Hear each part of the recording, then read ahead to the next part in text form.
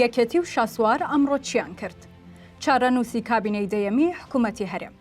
دوای ساڵێک و 3 مانگ لە هەڵبژاردننی پەرلەمانی کوردستان و چەقبەستووی سیاسی دوجار ئەمڕۆ یەکێتی و نەوەی نوێ یەکیان گرت و وەکو خۆیان دەڵێن یەکگرتنەکە بە ئامانجی جوڵەیەکی نوێی سیاسی و پارتیش لەو نزیک بوونەوەیە هەم نیگەرانە هەم دوودڵە.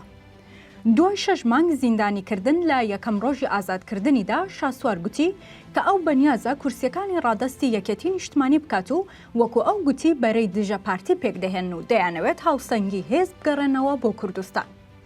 هەر ئەمڕۆ سەرۆک و مەکتەب سیاسی یەکێتی گەیشتنە بارەگاینەوەی نوێ و دوای کاتژمێرێک دانیشتن و گفتوگۆ دوجار بافڵ تاڵەبانی بە نیو ڕستە ئەوەی نەوەی نوێ چەند ساڵ بۆ ئاواتی پێنەدەخواست گوتی ئێمە و نەوەی نوێ بووینە یەک و ئیتر خاوەنی 38 کورسین. بەرەی سلێمانی ئێستا وەک خۆیان دەڵێن خاوەنی 38 کورسین، هەر بۆیە بۆ دانووسان لەگەڵ پارتی دیموکرات هەم بافڵ تاڵەبانی تاکە نوێنەرە و هەم سەقفی داواکاریەکان بەرزتر دەبنەوە و خواستەکانیش تونتر دەبن.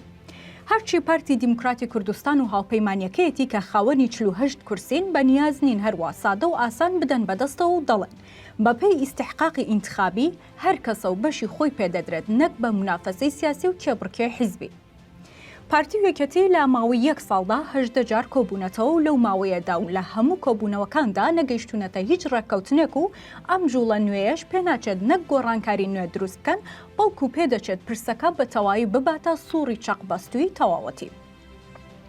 یەکێتی نیشتمانی کوردستان پێداگرا کە هەردوو پاکێجەکەی حکوومەتی هەرێم و حکوومەتی بەغدا تێکەڵ بکات و دەڵێت پۆست بە پۆست دابەش بکرێت. بە تایبەت گرنتیکردنی پۆستی سەرۆکۆمار و وەزارەتی ناوخۆی حکوومەتی هەرێم و سەرۆکایەتی هەرێم. پارتی دیموکرات بە تەواوی دژی ئەم پلانەی یەکێتیە و دەڵێن ناکرێت پاکێجی دوو حکوومەتی جودا و جیاواز تێکەڵ بکرێن و وەکو یەک مامەڵەیان لەگەڵ بکرێت کە وەک چۆن دوو هەڵبژاردننی جیاوازی بۆ کراوە دەبێت دوو دانووسانی جیاوازیشی بۆ بکرێت. وەفدی پارتی بێئومێد بوون و لە دوایین کۆبوونەوەیاندا بە وەفدی یەکێتیان گوتووە پێدەچێت ئیدی ئەمە دوایین دانیشتنەکانمان بێت لەگەڵ ئێوە، چونکە پێمان وایە ئێوە هەر لە بناغەدا نیاز و مەبەستان نییە بێنە حکوومەتی هەرێم و ناتانەوێت کابینەکە دروست بکرێت.